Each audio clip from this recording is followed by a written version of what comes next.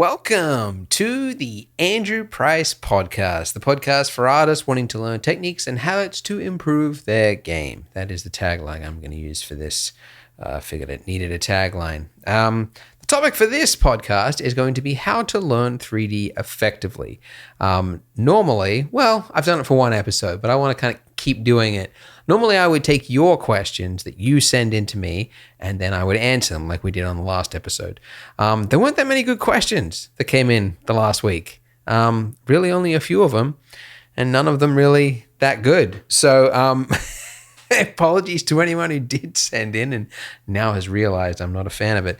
But yeah, you can send in your question, blenderguru.com/podcast question, and you'll get a Dropbox folder and you just drop in your video question and then I will answer it maybe in the next episode or after that. But anyways, this episode is about how to learn 3D art effectively because I think it's something that isn't discussed well enough, right? Like the 3D field art in general is expansive, right? Meaning that the more you know about it, the more you realize there is to know, right?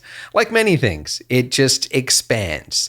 So you think like 3D is a thing with some meshes and some textures, and then you get into it and you realize there's topology, there's sculpting tools, there's texture painting tools, there's mountain generation, there's rigging, there's proceduralism, it just expands, right? And I don't think that will slow down. I think that I will probably die, and you will probably die one day, not learning half the stuff there is to learn out there. I'll be lying in my deathbed going, I should have learned Houdini. Why did I put it off, right? It'll be on version 100 and something. But that's okay, right? Because that, I think, is one of the biggest myths of 3D, that you need to learn everything. That like, I'm really good at sculpting and rigging and retopology and things, but I guess I should learn procedural. I should pick up Substance Designer because that's what people are using, and I should learn how to make my own textures. These skill sets, these other little things you can learn, they will definitely help you, and I can vouch for that as sort of being a jack of all trades artist myself, and because I have to teach it for Blender Guru, it's like people send in a request. Why don't you talk about textures in Blender? And I'm like, damn it. It is helpful to broaden your horizons, and like I'm learning 2D now as well because I want to sort of broaden it further.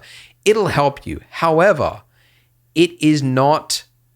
The results are not uniform. So what I mean by that is, if you're familiar with the Pareto principle, which is by a guy who discovered that in his garden, the peas that were growing, the little peas, 80% of the output of the peas that he got came from 20% of the stalks, which, by the way, confused me for a long time, the 80-20 thing, because I thought that the 80 and the 20 were in one graph, but they're separate graphs. It's like 80% of the results, meaning there was another 20% of results that didn't, came from 20% of the stalks. So the stalks is a separate pie chart. Anyways, point being is that results are not uniform.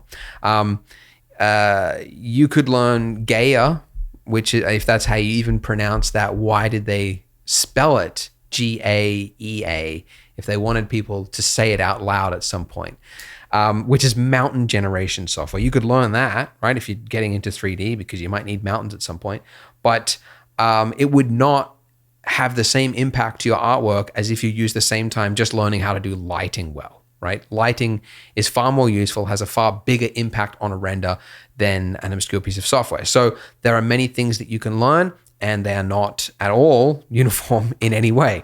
And I think that unfortunately that is the way that a lot of let me check the recording's going.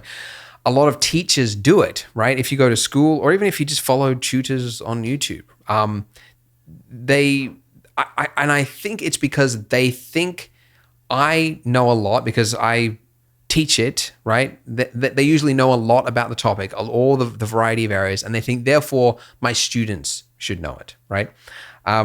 Which is it's a mistake. There's a great quote by Martin H. Fisher who said, a good teacher needs to know all the rules, a good pupil, the exceptions. So in the book by Tim Ferriss, The 4-Hour Workweek, he talks largely about, I mean, that's kind of the whole principle of the 4-hour work week that sort of went viral and blew up a decade ago, was that, yeah, like the work hours that you're putting, like most of the stuff you're doing is not generating an output, right? 80% of it's just kind of wasted output. You should be focusing on the 20% that does count. And he talked about an example where he entered a Chinese kickboxing tournament and he had 4 weeks to learn it, right? And it was like a dare from a friend or something. And so he focused on two rules in like the way that the kickboxing was done, and just focused on those two things. The first one was that weigh-ins were done the day prior to the competition, meaning that you could use methods to like dehydrate yourself to go at a lower weight range and then rehydrate yourself the next day to perform at a higher weight range, which I think is pretty common now in MMA. I believe. I know nothing about MMA, but I'm pretty sure I've heard that. But anyway, so that was something he used to basically perform at a weight class like 3 classes above it. And then the second one was that there is a rule in Chinese kickboxing, which was that if somebody falls off the platform 3 times in a round, then they win. Not they win, the opponent wins. So all he focused on was how can I get my weight up to the like dehydrate and then rehydrate, and then how can I get my opponent off the platform? And that was all that mattered. He just had to like stand near the edge, or I don't know what it was, let people run at him and then sort of move out the way. I don't know, which didn't make the judges very happy that they had this foreigner coming in there exploiting things. But he won, right? He won the competition, which is a crazy story. And that's totally fine to do, by the way. That's kind of like sports is done. It's always done that way. It gave the example of like the Frosby flop, which was if you ever watch high jumping, the runner runs along and then they jump and then they leap over with their back and they sort of do this backflip kind of thing over it and then they flop onto the map. It didn't used to be that way in high jump. It used to run up and then like jump with your leg or something, or dive over. I can't remember how they used to do it. But then this guy came in like the 1960s or something and just did this crazy jump, leaped off the other foot and did this spin around thing and cleared the bar, like exceeded the record at the time. And a few years later, it was like 13 of the 16 athletes copied him and did the Frosty flop. Now I think it's just like standard, right? So that the ways that we think are the correct way to do things are really just kind of like a mindset. Like we think that's what you need to do in order to get the thing. Anyways, point is, the 3D field is expansive. There's so much to learn. And if you asked a teacher, what do I need to learn? They'll write out like a 20-page sheet that'll take you 10 plus years to learn. And it's not helpful because those results are not uniform. The output is not uniform. So I think it's better to rephrase it as a question, which was actually a question that was taught in the 4-Hour Chef, another one by Tim Ferriss. I've talked about this many times, but he talked about breaking down a skill into something of like learnable units. And the way to figure out all these things is to talk to professionals and instructors, but ask them just the right questions in order to figure out what is the distilled elements that I need to learn. And so there's one question that is sort of the overarching framework that I think is the best question. And that is that if you had to train me for a competition and there was $1 million on the line and I only had 4 weeks to train, what would the training look like? Right? And if you asked a teacher this, like, how can I learn 3D in 4 weeks? They'll probably laugh you out of the room, like, it's impossible. You can't learn that, But if you put a gun to their head and say, teach me, damn it, they'd come up with a list very quickly. A 1-page, this is what I think you should learn, right? Because you can. It forces you to think of like, get rid of the nice to haves. Like, it would be nice if you learned some rigging. It'd be nice if you learned some retopology and baking and blah, to just what actually matters. And so I asked myself that question, right? I've been doing 3D for 15 years. How would I train you? If you had 4 weeks to train for a 3D competition, you're going to go against a bunch of artists. I don't know. You don't know them. I don't know what their skill levels are at, but you only have 4 weeks to train and you've never used 3D before. As impossible as that sounds, gun to my head, how would I train you for those 4 weeks? So this is what it would be. Yeah, I'm going to outline it. I would say, first of all, you need to focus on like what is the outcome of the competition? What is it based on? And let's say it is based on sort of making wide art that gets likes on Instagram or ArtStation or things, which I generally think, following likes is not a good rule for your life. But I generally think it's not a bad rule for art because it gives you very real feedback that is otherwise subjective, right? You show an art piece to your mom and she's like, oh, it's amazing. And then you show your friend and they're like, not good. You show it to another friend and they're like, it's okay. This subjective feedback is kind of hard to make a decision on, but following likes for something like ArtStation and Instagram actually is kind of helpful because you can,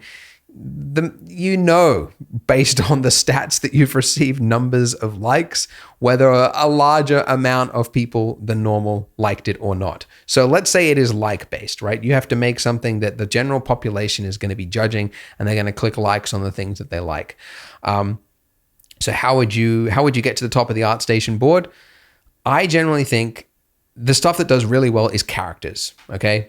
That's no surprise. It's no secret to anyone. If you go to ArtStation, you look on Instagram, you look at the top artists, what are they doing? Characters. Problem is, characters are extremely, extremely punishing to do.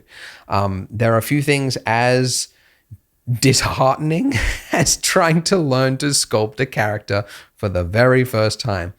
As I said, been doing 3D for 15 years. I picked up sculpting 6 months ago, did a character, did 2 characters, did 3 characters, and it was so punishing. It's really, really hard to do because your human brain is just biologically wired to detect problems in the face. When things don't look right, when an eye is a little bit droopier than it should be, or the nose is a little bit shorter than it should be, or the lip is, and then it's just like not even the position, but the fold, like how much volume is under the skin that pushes it out or in and out. And there's so much, and it just takes, I think, a lot longer to learn to do 3D characters than other things like if you were to model a phone or a computer mouse or just an everyday object, you could get things wildly wrong and your brain wouldn't be able to really tell it. It's not going to stand out as wildly wrong. So that's why it is good to start with inanimate objects. So I think that if you were to enter into a car competition, you had 4 weeks, the topic that you'll be focusing on would be environments with a character with their back turned, okay? So very simple framework, environment, an interesting looking environment with a character with their back turned to the camera. Having a character in it present is just helpful it just helps art pieces generally connect with the viewer because they can sort of imagine themselves looking at the scene, inside the scene, something like that. So that's the point of that, okay? So you want to just look at creating environments that can have a character in it, okay? Now it sounds like a lot, but we're going to break it down. I'm going to show you how you can get there within 4 weeks. So this is the way you do it. You've never used 3D software before. Guess what? You're going to be using Blender. I'm biased because that is what my channel is based around, but also because it is free and it is actually becoming almost an industry standard in its own right, which is amazing, which is great. Anyways, you're going to start with Blender. And what's the best Blender beginner tutorial series out there? Apparently, it is my donut tutorial series. Not to toot my own horn, but millions of people have gone through it and they've gotten results from it. So the reason I recommend starting with that is you have to start somewhere, and I actually designed that course to be based around the Pareto's principle of 80-20.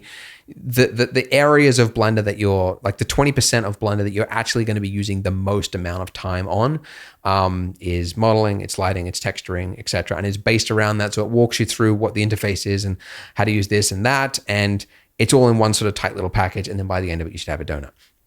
So you start with that, obviously. Now, by the way, for this 4 weeks, this is a full-time job for you, okay?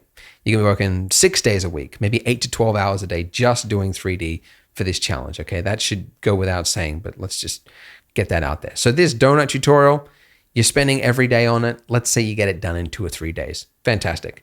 Next, when you finish that, you need to create something similar to a donut by yourself.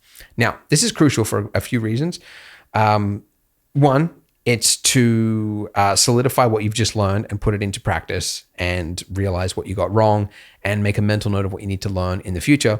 But it also is helpful for your brain to understand that you're not just watching something and doing the thing, but you also need to be processing that information because you're going to need to apply it practically, which I think is important because a lot of people fall into this trap of only being able to follow tutorials. And that's a problem when they go to do their own thing eventually down the road and they fail because their brain hasn't gotten to a point of like truly understanding what's going on so that they can do it later on. So forcing yourself to do a practical test at the end of a tutorial will help solidify that. Okay, so you've now made a donut, the coffee cup, whatever, the sprinkles on it, the plate, and you have also created something similar, a cookie, a cupcake. Doesn't have to be food, but something small-ish that is based off those principles. Well done, good job.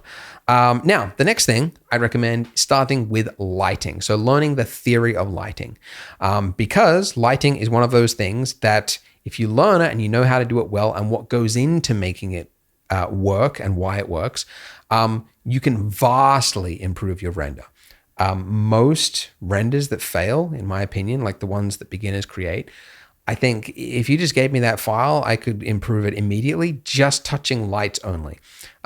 Make it dark, start with a dark scene, and then add in lights to highlight the areas that look good and hide the areas that don't.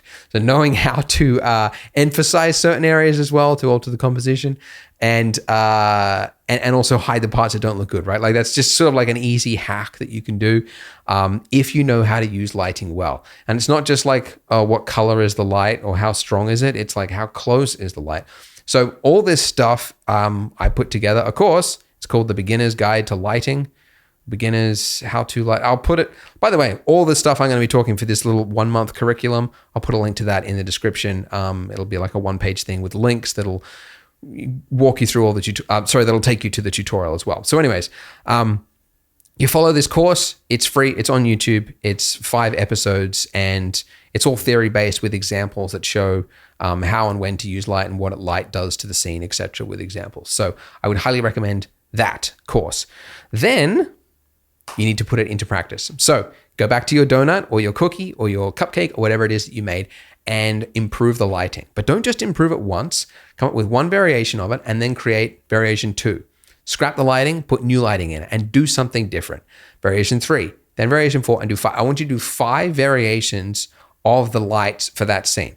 Now, this is important for many reasons. One, just good for idea generation and just kind of discover and play with lights and ideas. But it's also a very good creative habit to learn, which is that your first ideas generally suck. The first way that you lit the cookie, the cupcake, whatever it is, it's probably not the best way. It's just the idea that seemed easiest to you at the time. It's only through churning through and trying many, many ideas, usually by your 4th, 5th, or if you really want to take it to the extreme, 10th, 11th, 12th example, that you end up finding things that really work. It's after exhausting all the ideas that you thought would be good, and then start daring into these weird, obscure stuff that you start to go like, oh, actually, I mean, it's not great, but I like this part about it. Changing that light to be pink created this interesting look, right? So it's that is a habit that you can kind of learn adjacent to that whilst you're learning about lighting. So well done. You've now learned a donut, a cupcake, lighting. Next, materials. So the next important thing is, the next theory component of making good looking images is how do materials actually work? Because you've got so many sliders to play with. You've got color, and that's all you know. But then you've also got spec, you've got roughness, you've got anisotropic, you've got emission, you've got transmission, you've got all the values in the world. And if you don't know what you're doing, you're just going to be pulling things, and you're going to be breaking materials that are impossible. Like, it's impossible to have a material that has 0 reflection, but a lot of artists will do that if they don't understand the principles of materials. So I have a video called The Principled BSDF Shade, How to Make Photorealistic Materials in Blender. Again, click the link in the description. You'll see the full curriculum there. That'll take you to that tutorial, but that will explain, like how roughness works, right? And what roughness does to a reflection, how it changes the Fresnel, energy conservation. You can't have more energy exuded from it than what it received. a bunch of little things. It's basically, it's all put into, it's one video. It's framed around the new shader that came out at the time, the Principal BSDF, because that's all you need to learn for materials, basically, is using that one shader. So learning that will give you the fundamentals of how good materials actually work. And it is important to the next step, which is the next tutorial you're going to be following, which is my anvil tutorial. So really the point of this tutorial, I mean, I'm recommending all my videos because I happen to know what's in them and I know which parts they teach and which parts they don't. But you could substitute it with anything which is creating a game-ready asset. So when I say game-ready, it just has to be like textured, something small that you've got a finished asset that then you could bring into somewhere else, because that's going to be important to your environment that you create. So the anvil, it teaches you how to model something. It's more complex than the donut by a long ways. You've got like subtracting elements, you've got curved shapes, you've got things, and it was deliberately designed to be an interesting shape that gives you some modeling challenges. And then importantly, it covers texturing. So how do you actually texture paint in Blender? How do you also sculpt? So there's a little bit of sculpting in there, and then there's baking it into a texture if you wanted to go down that route as well. But really the whole point of it is to just give you more modeling challenge, introduce you to textures, and because you've learned the Principal BSDF stuff, you'll know you won't just be farting around, pulling sliders around, etc. Now, when you finish that one, guess what? Just like what you did with the donut, you're going to be making your own thing that is similar to that. So you learned an anvil, so now maybe make an axe or a hammer. Just trying to think. It doesn't have to be related to an anvil, but something small that is textured and you could achieve within 2 to 3 days. And that's kind of important because a big problem I see a lot of people have is they watch the anvil tutorial and they go, great, I'm going to make a spaceship. You're not. You are going to blunder around in the dark for a few days, get frustrated, and then end up on Reddit like you do all the time. So you have to pick something that is achievable, that you've just learned, that is something new related to that. So really think about it. Don't just go like, and like go to Google Images and click the first thing that you found. Like really think about it, because if it's too hard, you could fail. And not only does that waste time, but it also kind of screws up your motivation to continue because you have to keep coming back, right? So yeah, that's the okay. So you've done the hammer. Next up after that is, what is it? Okay. I was trying to memorize everything and I've exhausted the limits of my, okay, so it is composition. All right. Next up, aesthetics, composition.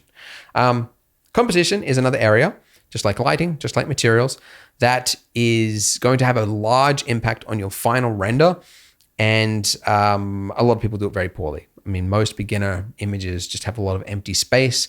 They have conflicting elements. They have like a bright window and a bright other thing, and everything's bright and your eyes don't know what to look at because it's sort of fighting.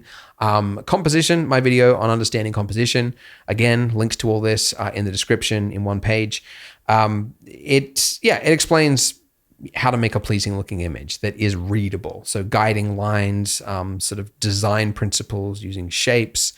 It's some short things that you can do. And just, even if you don't understand everything at the stage, because of course you won't, it'll help you understand sort of how to make, why certain images are more pleasing to the eye than you might not have otherwise understood. And then guess what? Practical, of course, you're going to be using what you've just learned to improve either your donut, your anvil, your hammer, or your axe, or whatever it is that you modeled, to try and improve it using composition and lighting. And again, come up with 5 variations for it. So change the camera angle, change the position, change the aspect ratio of the image. So it doesn't have to be just widescreen. A lot of beginners just stick to the widescreen. It can be tall. It can be whatever aspect ratio you want. So play around with it, create 5 variations. Bam, well done. Next is a solo project. So you've learned really sort of the basics of making any asset.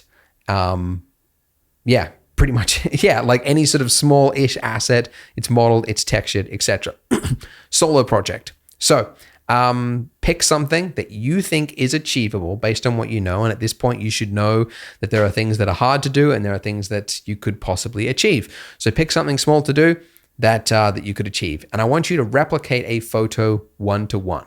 So this, I've talked about in previous episodes, is it's an important skill to learn. replicating a photo one-to-one will not only help you in like what you need to do next and what needs to be improved, but it develops attention to detail, which has to be developed. It's not, most beginners, beginning artists do not have that off the bat. You develop it over time. And it's this exercise of taking a photo of something, replicating it, and then putting it directly over the top of the other one, literally in Photoshop or wherever, and just turning the layer on and off, flicking between them. It reveals so much because you're so wildly off and you had no idea that that was happening. It's almost embarrassing when you see it, but it is important because it'll help your mind go from seeing things as just kind of big shapes to things that there's actually detail and there's reasons why it doesn't work. So you go from thinking like, oh, the axe, like it's a rust, there's some rust and there's wood on the handle of the axe. You go to thinking like, oh no, like it's not just rust, but there's a little bit of metal in there. And the scale that I chose for my rust texture is totally wrong. It's way too big. Same with the wood. And when you go back and forth, you have to reconcile, right, internally. Why does that not look as good as the photo? And so it's very, very revealing. So I've talked about why I think like most artists should just focus on one-to-one replication. That's what you're going to be doing in this solo project. Okay, so why is that keyboard popped up? Oh, there we go. Okay. Okay, the next one, this is sort of just like a side theory thing to learn, optimizing renders. So this is a necessary thing of 3D, unlike 2D. When you paint, you've finished, it's done. 3D, you have to render. And depending on your machine, pretty much any machine, there's time involved in rendering. And if you don't know what is making your render take 20, 30 minutes to render, you're going to be eating up valuable time and motivation, because what can you do while you're sitting there? You can't use Blender. You can't really even use your computer. It's wasted time. And there are things that you can do to have just as good a result that takes a fraction of the time. So I have a video on 18 ways to improve your render speeds. I'd probably revisit it and change things today. There's a few other things, denoising and other areas that I'd sort of get into. But as an overarching idea, that's a great one to, just learn some ways to improve it, because, otherwise you're just going to be wasting time while you're learning. And that is going to be important for the next part. So I'm assuming you've probably spent about 2 weeks so far, or a week and a half, 2 weeks, if you were full-time just learning all this. But the next part is going to be the environment. So you've now learned small assets. Let's get larger. So the most challenging part of an environment, an outdoor environment, is the ground itself. There's a lot going on the ground. The assets that make up the surface, the ground, that's stuff that you can download. Now, this might sound like cheating, like, oh, you wouldn't recommend, really, you're just going to recommend like downloading some photo scanned assets. Yes. Now, this is the thing. Photo scanning as a workflow, unless you want to do that as a skill, if you want to get a job as a photo scanning artist and work for a company and go out and scan shoes or whatever it needs for a game or something, be my guest. But it is separate to art. It is so dry and technical, really, that it is separate to art. And you don't need to learn it. You really don't. Most studios are going to be using an asset library like Megascans. They're just pulling from stuff that is out there. So there's really, it's like text. Like, would you go out and photograph your own textures? No. So use photo scanned assets when you can. So anyways, the most challenging part is the ground itself. And there's really two components that make up make a ground challenging. One is the displacement. So learning how to displace a ground so that you don't destroy your renders. So you need to learn about adaptive displacement. So I got a video on that called micro displacements. Again, links to all this in the description. And then the second component of that is tiling, which is an underrated, talked about really area of making a realistic image. Because if you have an environment, you have to have a material which is going to be tiling at least 100 meters. which a 1x1 meter texture is going to be 100 times tiled in just one direction, not the other. So you're going to be noticing a tiled pattern. So that's going to be conflicting to an end result, a pleasing end result. So I talk about that in my video, how to make tiling work. So so those two things, learning about micro displacement and then tiling. And then the second thing to that is learning how to use photo scanned assets. So we actually have some amazing assets at polygon.com, bunch of rocks of like the highest resolution, really sharp, delit, ready to use. So you can bring them in. We've also got some plants. And of course, there's also Megascans as well, which has an even larger selection. Slightly less quality if I'm being a little honest, but good enough. Great. So just learning how to bring those in and just sort of drop them on the ground there. The point of this, I mean, really, is to just make something, right? I'd actually recommend starting with a desert environment because deserts don't have grass and they tend to not really have trees, which is handy. So sticking to deserts will also limit you, put some blinders on things that are too challenging for this four-week process. So focus on that. Next, research. So now that you've got an environment done, I want you to sort of understand what it is that is actually going to be making a pleasing image, because the next part we're going to be adding characters and making kind of a nice looking image. So just spending a few hours on ArtStation or Instagram and just sort of looking at what concept artists are doing in their environments that make them look good and just writing notes. Like it can't hurt to just go there and go like, okay, interesting shapes, backlit lighting, reflections, puddles. I don't know, just writing that kind of thing. Even if you don't understand why, it'll help you sort of, maybe you can incorporate it into an image and then discover why. But yeah, generally, as I've said, it is something with a character in it, which helps the viewer put themselves in that place. Exploring an interesting environment, usually alien, not necessarily sci-fi alien that's really complex, but just kind of an interesting environment with really interesting lighting and composition. Because this is, that's kind of the aim of 3D. Like if you ever you've been walking along the beach or the street or something like that, and the light will just, it'll go down the horizon and you'll get this golden light and like half of it is in shadow because it's just below the horizon. It's got this interesting look. And then you'll see like a girl like standing on the intersection and the light is hitting the back and it's like lighting up because it's got this awesome rim lighting around the hair.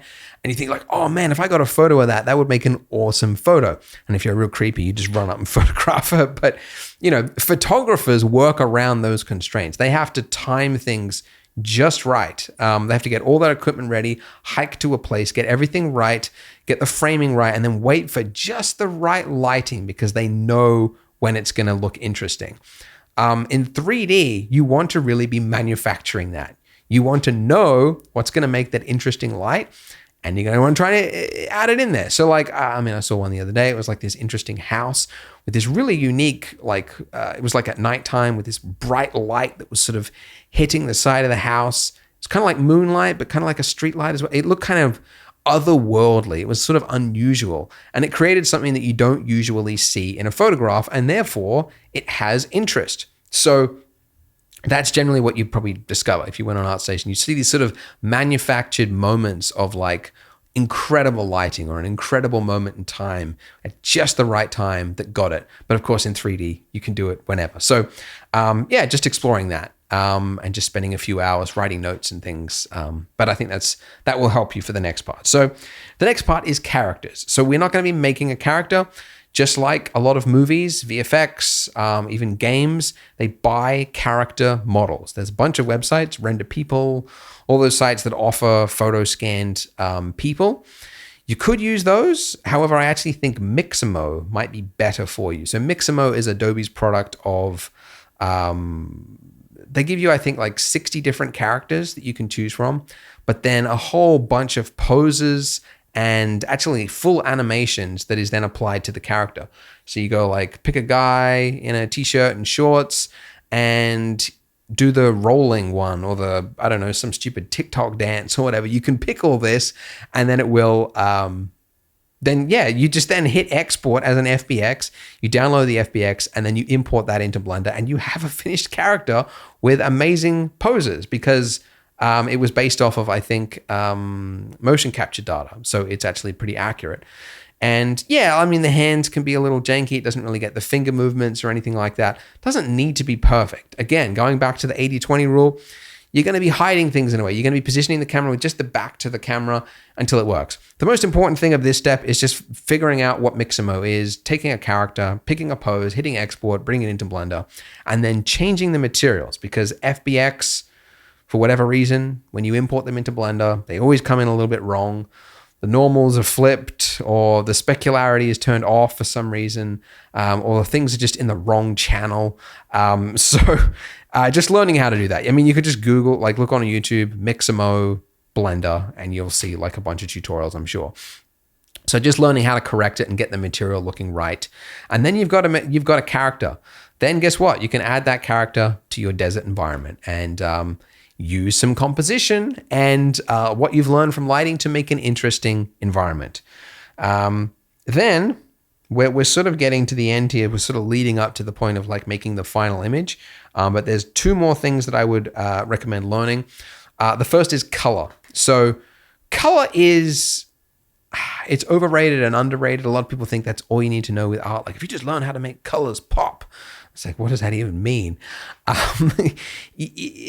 But a lot of renders fail because the colors are too noisy, they're too intense, they're too saturated, the values are wrong, or there's just too many colors. So I have a video talking about understanding color. I should really revisit some of these old theory videos. Some of them are like, I think this one's 6 years old, this color one. It's still one of my most popular videos, believe it or not. I think the donut tutorial just dwarfed it now, finally, for the first time ever. But anyways, so I would watch that, which just talks about, color theory. It talks about color schemes, why they work, split complementary color schemes, etc. And that'll just help you. It's not going to be this wonderful magical thing, but it'll help you stop making huge errors that could otherwise ruin a scene. So watch that and then apply it to your desert environment. Basically, remove colors that are too oversaturated, undersaturated, and if you've got more than 3 hues in there, just try and keep it to under 3, and you should be okay. Next, post-processing. So this is sort of the final thing that can sort of help an image go from looking like a render to looking like a photo, and that is replicating imperfections and things that happen in camera. So for example, glow, when, if you're watching the video, when the light hits this microphone stand thing and the highlight peaks and makes this highlight for the camera, the light is creating a slight bloom around it because of, what is it? Your eyes also do it, but only because of like eyelashes. But it's like, it's not bouncing around the lens, is it? I mean, you don't really even need to understand it, to be honest. It's just the understanding of how to replicate that in Blender and when it happens. It happens to areas of high contrast, in otherwise low contrast areas. Other things to emulate barrel distortion. Cameras always have barrel distortion. That just adds a tiny little thing that can help it. Noise. Every shot will have noise, so you want to learn how to denoise a shot and then add in fake noise on top of it, which sounds crazy, I know, but cameras have noise and it's important to have it. And then sharpening. So you probably want to do it in Photoshop, but the unsharpen filter, I have no idea why they called it unsharpen when it is technically sharpening, of course, but it is. And so you want to learn how to do that because it just makes, it's a really cheap and easy thing that you can do that'll just, it makes renders pop, really. It adds detail and you'll be amazed with the result. So learning that. And then color grading. So, I mean, a really simple one in Blender is make sure that you're not using the default no look. Just change it to either high contrast or medium high contrast, something like that. It's just going to add a sort of simple S curve across it, which is just going to like crush the shadows a little bit and raise the highlights, and that's kind of improve it. And then if you want to get into, changing the R, G, and B and making the shadows do things, that could be a separate thing as well, which might improve it, but most people sort of overdo it, so take it easy. But those things to do with post-processing, I don't have a video that talks about each one, but I'll put the links to some that I found that could be interesting in the description for that. But again, specular highlights, barrel distortion, noise, sharpening, and color grading. Then apply that to your desert shot. Okay, and now at this point, it is time to put it all together in a new scene. I don't know how many you'll get done, assuming you're working full time. Maybe you plowed through this and you really stayed dedicated. Maybe you've got time to do 2 or 3 full scenes. I have no idea. But with everything in there, you should be able to create an environment that has realistic, nice looking ground, that renders well, that has a character looking at something, and then photo scanned assets, which is what the industry uses. Nothing wrong with that, to create an interesting environment. And then with your lighting, you should be able to make an interesting environment. So, will you win the competition with 4 weeks experience, having never used 3D before? I highly doubt it. But that's not the point of this, right? The point of this is to get results fast and then expand from there. Okay. People will critique this, of course, and go, "Oh, you've left out this. You can't rush through this. You've only taught people how to follow this narrow pathway to do this one thing." Yes, that's the point. If you wanted to do expand and learn how to sculpt characters down the road, well, that's an entirely different workflow and skill set.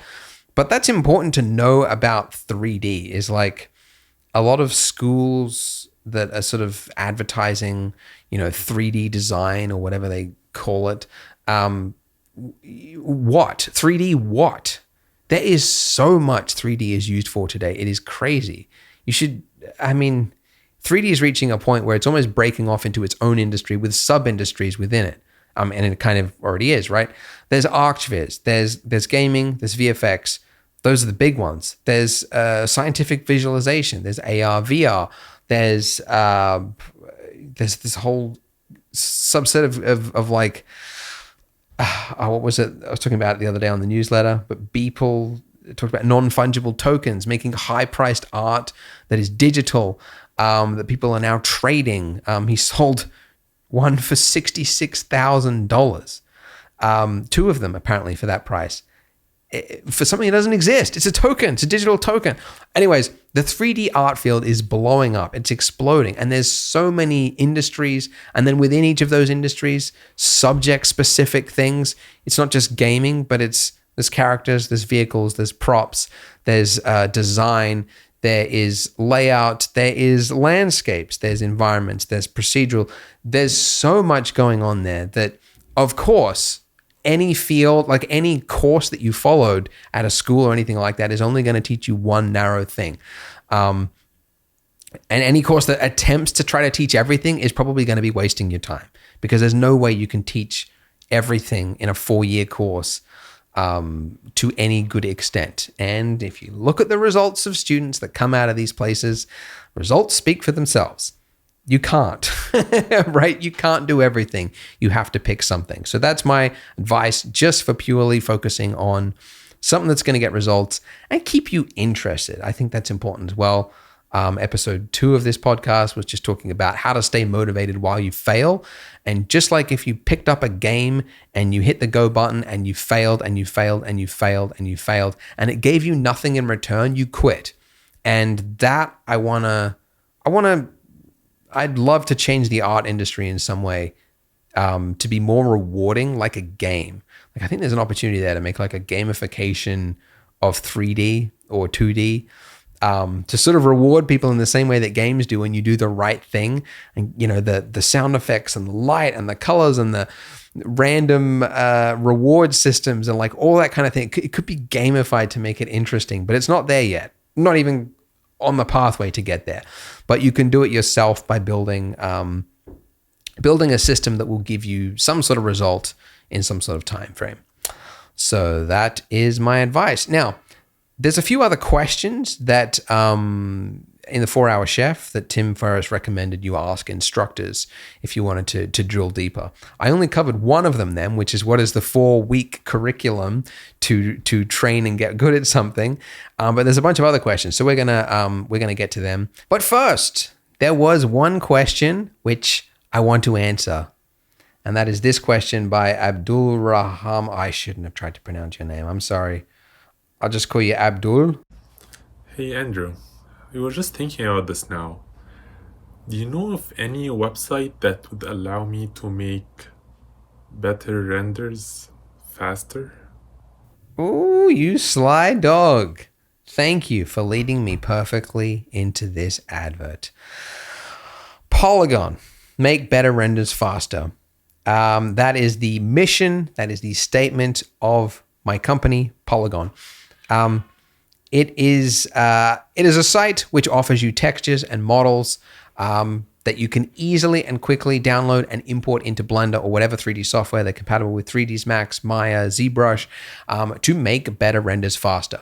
Because I know as an artist myself that a lot of time is spent correcting the assets that you download. You download a rock. Wow, that's my baby screaming. You download a rock and it's the texture's blurry, things are stretched, and you then have to fix it, right? Or you end up don't fixing it and you just have a blurry texture across your ground plane, right? And the render suffers because of that. And when you find an asset that just works out of the box, it's immediate. It's noticeable how much better your image becomes because of it, because you can focus on the things that actually matter. So that's the idea of Polygon. We have a team of 14-ish people that are highly trained. We have an art director. We have high quality standards, and we go out and we do the stuff that you don't have to do, like photo scanning. So we recently released a whole bunch of rocks, which were actually there's another one coming out at the end of this month, a couple of weeks, I guess, of like a bunch of beach rocks that are like the highest res. Really, really sharp detail, perfectly delit, and they are awesome. And we've got a tool that can bring them into Blender really quick as well. Oh wait, no, that toolbox is not out yet, but soon. Anyways, so there's that. And then we've also got a whole bunch of photo scan grounds that we recently released as well, which are 3x3 meter textures, which means you don't have to tile them as much as I mentioned before. Tiling is a big problem. You don't have to tile them very much. And they're super, super sharp. And again, apologies for the baby. I'll have to go and correct that. But anyways, so to subscribe, go to Polygon, POLIIGON.com, so that you can start making better renders faster. And yeah, that's it. That's the only ad, as always, really. Maybe I'll get Squarespace involved, because they'll sponsor anything, right? You ever find like one of those tiny little channels and it's just like a guy talking into his webcam and he's like, but first, this video is sponsored by Squarespace. And I always think, why though? Does that not damage their brand?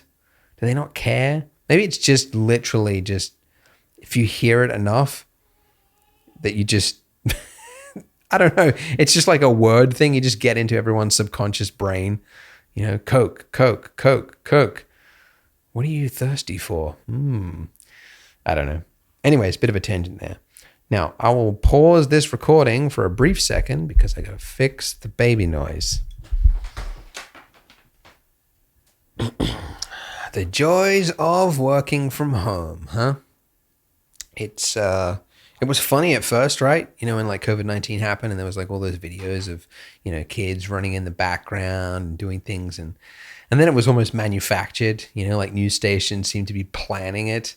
Like, oh, look at this cute moment when the kid ran into the background. Isn't that totally random and natural? And look, we're just playing along with it. Isn't that fun? And now it's just annoying. Now it's just like, yeah, I just want to see, do I care? I don't know. It feels like this year is just a dream, of just weirdness that just keeps getting weirder. And at some point I'll wake up. We all will. I don't know. I'm rambling. Let's get on to the remainder of this podcast, just talking about those remaining questions to ask the experts. So, again, context. This is recommended questions to ask any sort of, like if you wanted to get into basketball, these are what Tim Ferriss recommended in the 4-Hour Chef about how to break down that skill and understand what gets to its core essence. We covered the first question, what's the 4-week curriculum? Then these are some follow-up interesting questions. So I will answer them. What are the biggest mistakes and myths in 3D? What are the biggest wastes of time? So I covered this at the start, but essentially the myth that you need to learn everything. You don't. You're just never going to cover everything in your lifetime. And every area of the 3D software, you're also not going to touch. That's why I think it's a mistake that a lot of tutors, a lot of YouTube videos sometimes sort of almost go in chronological order. Like, let's go through every feature of Blender one by one, as if there was like an order, like an actual reason for them being in that order other than just a developer put it there or something. Like, it has to, yeah. Anyway, you have to sort of curate your approach to what it is you are pursuing and be okay with accepting that other parts of it you're never going to touch. Like, there's parts of Blender that I have never, ever used before. I mean, I've never really touched the Python console. I don't think I've ever touched the Logic thing, although that's gone. I think that was the old game engine. Video sequence editor. I've really only used it to just drop in a set of frames and then make that a movie file. Never done editing, and that's okay, right? So don't ever get like people. Like, I read comments and people are like, they see something on Reddit and they're like, "Oh my god, that thing is so cool. What did you make that with?" And they're like, "Oh, I used this thing of Blender." And they're like, "Oh, I didn't even know that existed. I've got so much to learn. I'll never learn it all." And it's like, that's all right. That's kind of life. Just be okay with that. So I'd say that's, what are the biggest wastes of time? What are the biggest wastes of time? Yeah, I mean, I guess that could cover it. That could kind of be included in that question. That's kind of two questions in one. But anyways. All right, next question. What are your favorite instructional books or resources on the subject? If people had to teach themselves, what would you suggest they use? I would forget books in regards to 3D. 3D just moves way too fast. Even for videos, right? Like, I would I've uploaded videos, tutorials, and then the next release of Blender, they've moved a button, they've renamed it, or the hotkeys changed, and now the tutorial is outdated. Well, imagine if you had a book, right? And you got a book that was written even a year ago. Half of the stuff in it might be changed in the newest version. Actually, the fastest that I had a tutorial become outdated was 2 hours after I released a video. I saw in the latest version, the builder, whatever it was, they changed it. And so that tutorial was already outdated. So that's how fast things move in 3D. That said, there are theory books that anything related to design and sort of art theory, composition, framing, storytelling, narrative-driven art. I don't know. The reason I'm looking around my room right now is there is a book that I own, which is an example of that. Oh, there it is. Okay. Framed Ink. This is one of those cases. Marcos Metumestre. Marcos Metumestre. No idea how to say that. But anyways, this one, that's pretty good. That's a good example. I've got a bunch of little books like this, Universal Principles of Design. It's not that relevant to 3D. Anything related to, really anything related to drawing, the 2D form, because I find that 2D artists have less technical skills to fall on.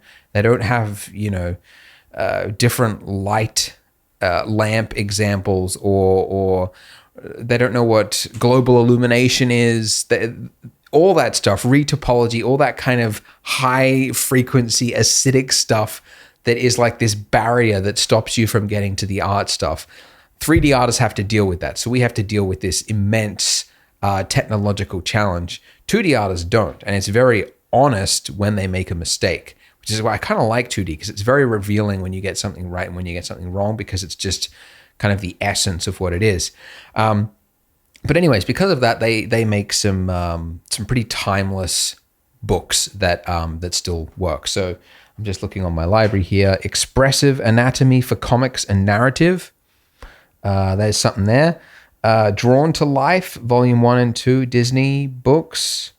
Figure Drawing, Design and Invention. That's actually a really good one. This one. I'm holding it up to the camera, by Michael Hampton. That's good if you wanted to learn about anatomy and how the form is. It's mostly about how to draw it, but that's pretty good. But generally, 3D, I would, instead of books, going back to the question, what would I recommend? Forget the books, but just stick to YouTube. People often ask, like, what are the resources that you would recommend to learn Blender? And I'm like, I just go to YouTube. If I have a question, if I have something I don't know, like, I don't know, I'm working on a task. Like, I was looking at like retopology. I'm like, how do I retopologize in Blender? I just go to YouTube and I type in retopology Blender, and then I learn it. And then I'm like, how do I bake something? Bake Blender. And it's like, it doesn't even need to be from a specific channel. If it's a technical thing you're learning, provided it gets the desired result, I mean, pretty much anyone can teach it. So, I mean, just use the tools that the great gods of Google have given us, and take advantage of the world of knowledge at your fingertips for free. And just switch it up. Just switch to anything that any other tutorial that you need at that present time. Yeah, that's my recommendation there. So, okay. What makes you different? Who trained or influenced you? Okay, so this was questions to give to like an expert, like a athlete or something, and you want to find out what made you different. I guess answering for that myself, I mean, what made me different? I mean, so I'm self-taught. That's kind of different to some people, although less so nowadays. I think a lot of people are being self-taught more. Something that has helped me immensely that I don't really talk about, but running my YouTube channel, creating tutorials for a living has forced me to understand things to a level that I wouldn't previously. Like, say, for example, right? I said, can you fix the sink, right? Can you fix the washer tap on the kitchen sink tap or whatever, right? You might go like, okay, and you'll look up how to do it, and you'll figure out how to do the sink thing or whatever, and how to move the ratchet or whatever to I don't know what I'm talking about, but get the thing off, get a plunger out, jiggy with it. I don't know what you do, but anyways, if then I said, can you teach me how to do that? Even if you had just done it, you might have to think back in your head and go, what was the first steps? What was step number 2? There was something with the washer, you wouldn't know, right? It wouldn't be crystal clear in your head. And the problem with that is that you feel like you've learned it, but then the next time you need to recall that information on another project, you haven't actually put it into the storage part of your brain, if we call it that, to be recalled later on. So you haven't learned it. And I realized this actually when I was doing that color space video, the secret to photorealistic rendering, I think it was called. The one about the filmic lookup table, new color space for Blender. I was asking questions on Twitter, and people helped out. They came in like, oh, it's this. And when I asked a follow-up question when something wasn't clear, I was surprised to learn that a lot of people couldn't really explain why something was the way it was, or delve deeper into an area, which kind of said to me that, it might be wrong. Their understanding of it could be totally wrong because they are basically just regurgitating some information that somebody else had told them. Like, what is gamma, right? I think I've said this before. What's gamma? Does anyone really know? Turns out that's actually a really complicated term that is overly confused, shouldn't really be used for almost anything nowadays. But if you ask someone what is gamma, most people would regurgitate like, oh, it's like to put the thing on the screen, the S-curve with a 2.2 log thing, whatever. They might kind of regurgitate what they've learned. But what is it? How would you define it? A lot of people don't have a true understanding of what it is in order to get there. And so when you're making a tutorial, whenever I'm approaching a new topic for a video, I have to really go deep on it.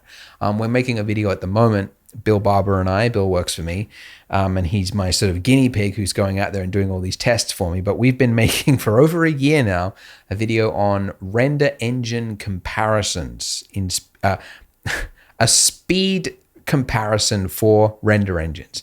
So we're putting cycles against Redshift, Octane, Arnold, Corona, V-Ray. I think those are the 6. So putting them against all of those, and we're seeing which one is the fastest. And the deeper you go, the deeper the rabbit hole expands, and it just keeps getting deeper and deeper. And we feel like we've got it, and then we do all the tests, and then we go, this isn't working. Something's not right. I don't know if this result matches this thing. And then we go back and we realize, gosh, damn it, it's all wrong. Do it all over again.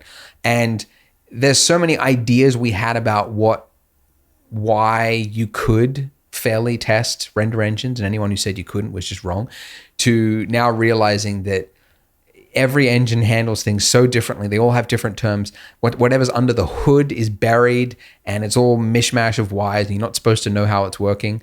But that could be hacking it to be slightly less realistic, but have a speed increase. So do you get points for realism, less points for realism, but points for speed? But then it's subjective. It gets so deep. But anyways, before that, if you'd asked me like, which render engine is the fastest, I might just rattle off a response, right? But it's only through having to teach it that has helped me understand it. Anyways, my point is, if you were interested at all in starting a YouTube channel to make tutorials, it will be helpful not only for your career, because people will watch those videos and then want to hire you, but also it'll help you to really understand things. In fact, I'm actually at the moment considering making some, not videos, but even just like articles, put them up on Medium or ArtStation, even if no one reads them, but about 2D, like how to shade in 2D. Because I know from doing my YouTube stuff that it will help me understand it in a way that mindlessly drawing after drawing after drawing will not. So that's my advice. I mean, if you really want to take your learning and start to crystallize some of this knowledge, just try to explain it to someone else. If you think you know something and you've just learned something, put it down on paper in an easy explanation that you could tell someone else and they could understand it. And that exercise alone will really, it'll lift your education. Trust me. Okay, so that was a question that I had rattled on for a long time. Have you trained others to do what you do? Have they replicated your results? So that's an odd question for me, obviously. I've trained a few people to do what I do. Donut tutorial series just became my #1 video on the channel, just surpassed the color video finally. The best people that follow my tutorials and get a lot of results from it. I mean, the easy answer is to say that they're driven, right? And the reason I know that is because they're always uploading work. There's just like a plethora, like a catalog of things that they have done and posted. And it is very clear that they have resumed work daily and gotten back into it. Or if it's not daily, which it definitely best case should be, watch episode 1 of this podcast to talk about that. Even if it's not that, it is a regular cadence, and they are hungry and they are coming back and they are doing it again and again and again.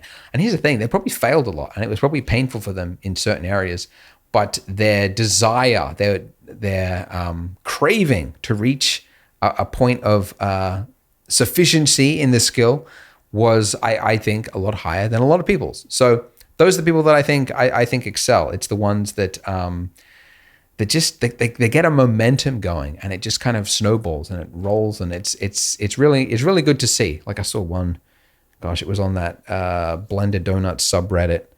I think I posted it on Twitter, but yeah, it was like some crazy thing, like a donut with arms, and it was like a bunch of them, and there was a grass scene and trees and a bunch of donuts behind it. It was a lot going on, and he said he just started using Blender 3 months ago or something, and I was like, oh my goodness. I don't know how you got there, man. That's really impressive. So, but I don't know. That was, yeah. Have I trained others to achieve success? Yeah, I have. That was a short answer to that question, but I decided to riff on it. Who are the most impressive lesser known teachers? Now, this is an interesting question because, I mean, if you were to the point of this, approaching athletes or just chefs or top professionals in their field, is that everyone can sort of rattle off, the top, if it's cooking, it would be, Gordon Ramsay or that other guy, the naked chef,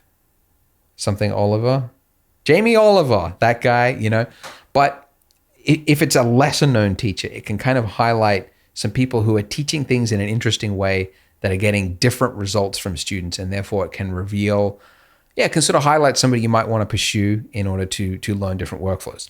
So for me, I mean, most of these people aren't that unknown, but I'll still mention them.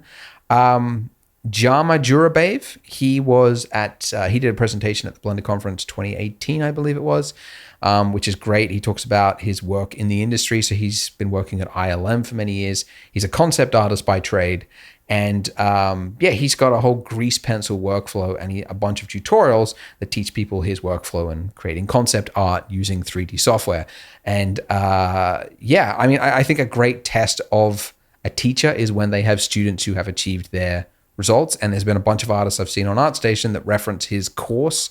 I think it's on Learn Squared, or he's got some on Gumroad. But I would definitely check his stuff out. If you're into environments, you want to create awesome looking environments, I mean, just follow concept artists. That would be someone to follow. Another one very similar to him is Jan Jureshel. I should have learned to say it. John Urschel. John Urschel. I think he's European, so I don't know how to say it. But he is very similar to Jama. He's a concept artist who has moved to Blender, like a lot of concept artists have, because they've realized, like, hey, you can do a lot with 3D. You don't have to be locked into a 2D canvas when you finish something. You can move the camera around and change the lighting, and isn't that great? So, and it's actually really interesting watching a concept artist pick up a tool after they've mastered another skill. They just excel at it straight away. Like, their work is immediately better. Like, because they know the lighting, they know the color, they know design, they know like shape language and how to make an interesting layout. And so they don't have to go through the pains that a lot of 3D artists do. So their technical skills might be a little rough around the edges. Like, I don't know, the bump mappings are inverted, or I don't know, there's not enough detail on this texture or something like that. But design-wise, it's amazing. Anyways, another one, you probably already know it, not really that lesser known, but Ian Hubert, his VFX tutorials on his channel, they're very fast-paced, but they show, I think, that you don't need to do a bunch of stuff to get, you don't have to be perfect often to get a passable result, right?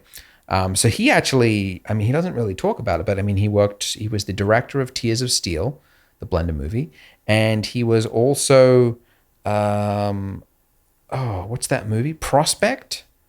I think it is Prospect. I'm going to make sure I get this right. But it's like an indie sci-fi movie. Prospect, sci-fi.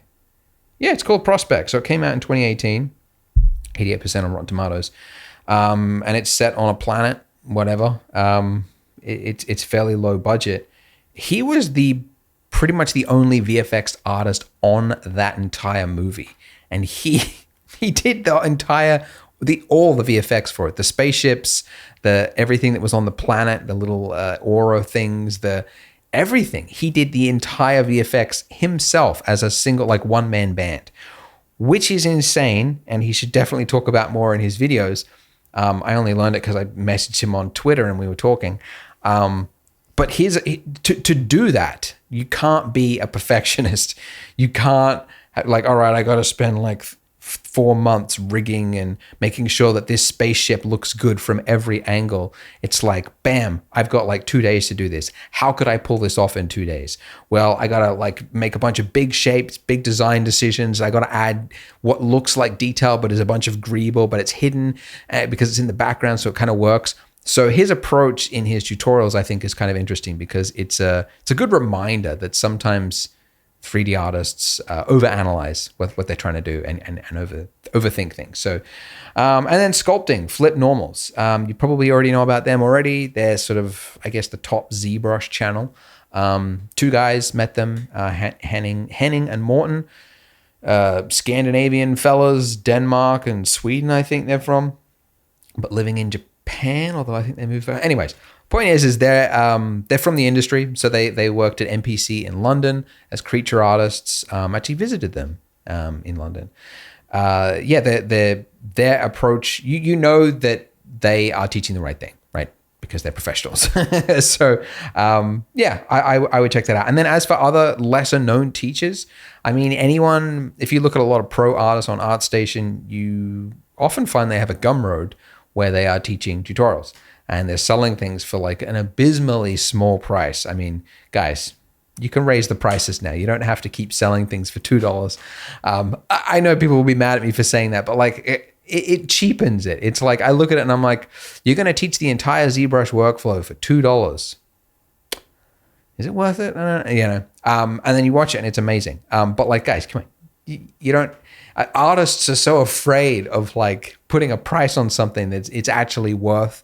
Like it's not worth $2. It's worth like at least 50. Come on. But anyways, so like I found one, Raf Grazzetti. He's like one of the top character artists in the world.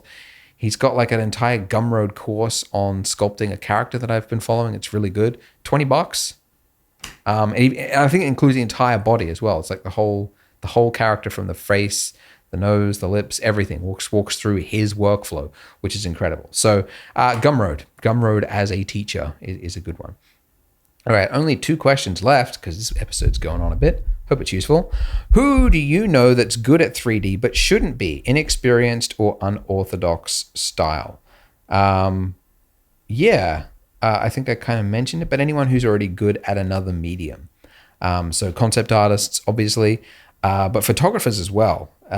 They just basically outperform 3D artists in a lot of ways when they start because they already have that prior knowledge, that years of buildup of expertise. That means that when they jump into 3D, they already know how to frame. They know what good lighting is.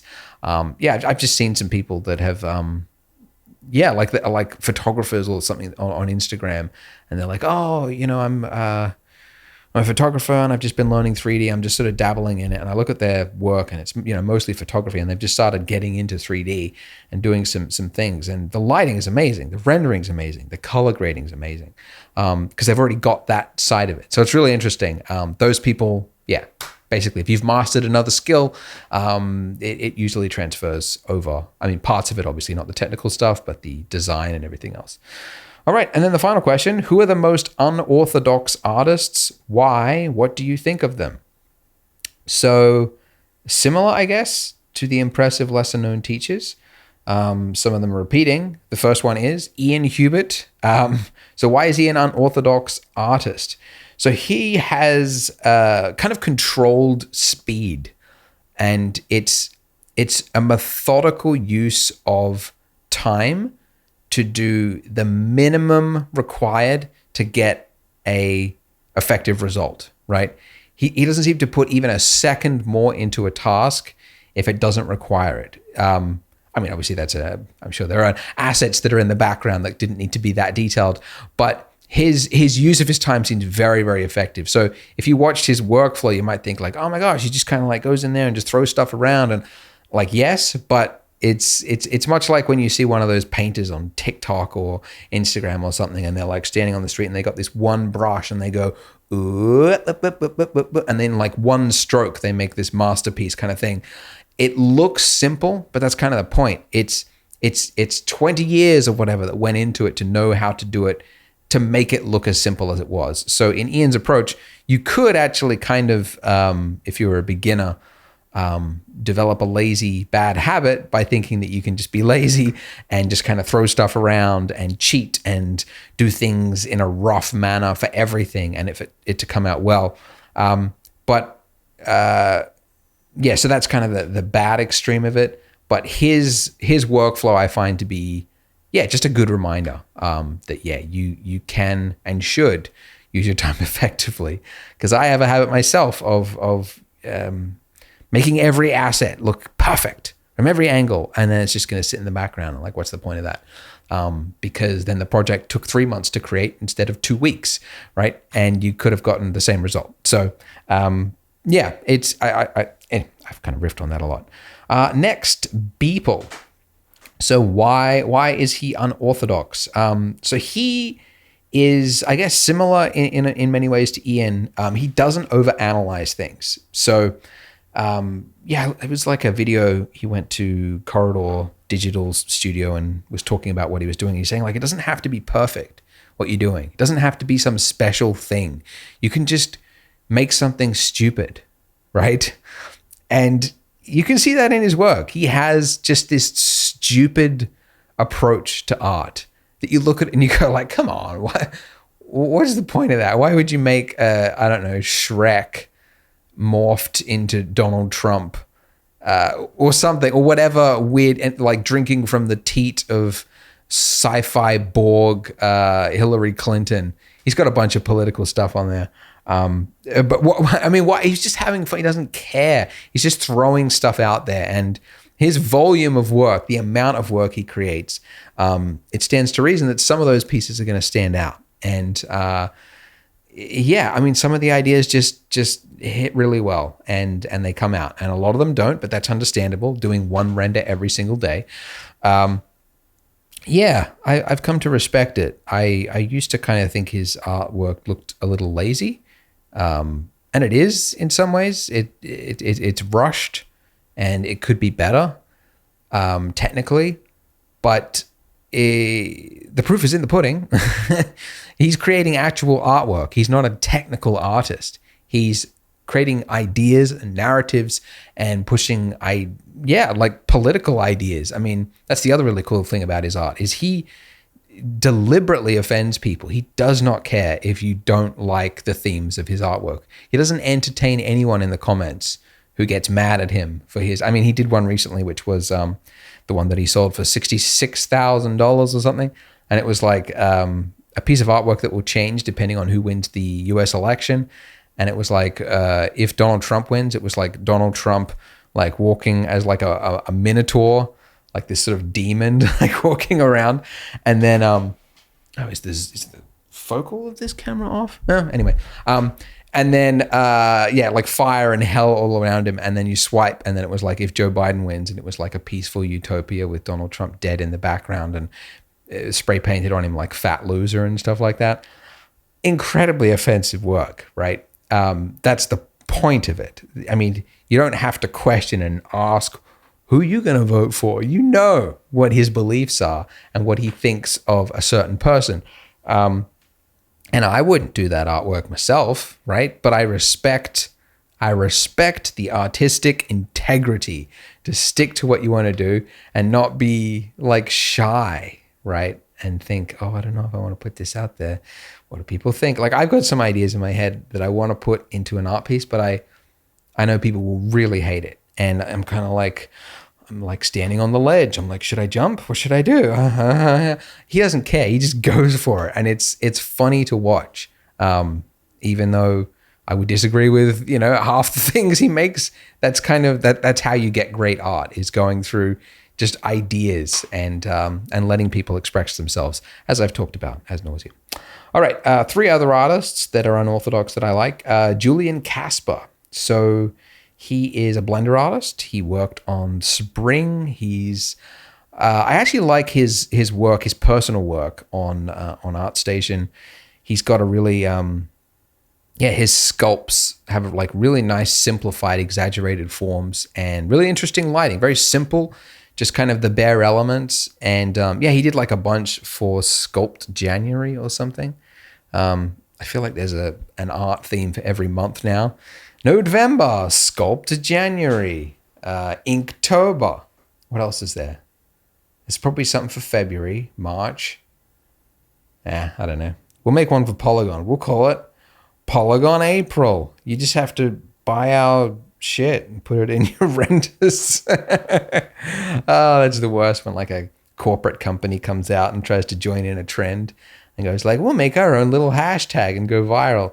And it doesn't work, and it's very sad. So I like his stuff. You can check him out. Julian Casper. Two other artists, Vitaly Bolgarov.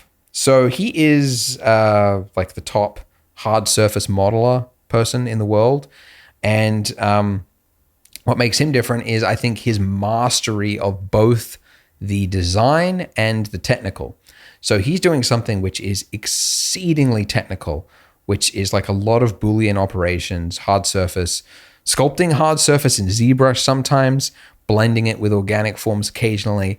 But kind of this, it does like quadrupeds, robots, just the most insane technical thing. That's a really technical thing to do is, all that Boolean stuff with like rounded forms in it and everything. Really, really hard to do. So he's got a handle on that, but he also has a really good handle on design, shape language, what's it called? Big, medium, small details. What else? How many other buzzwords can I throw at you?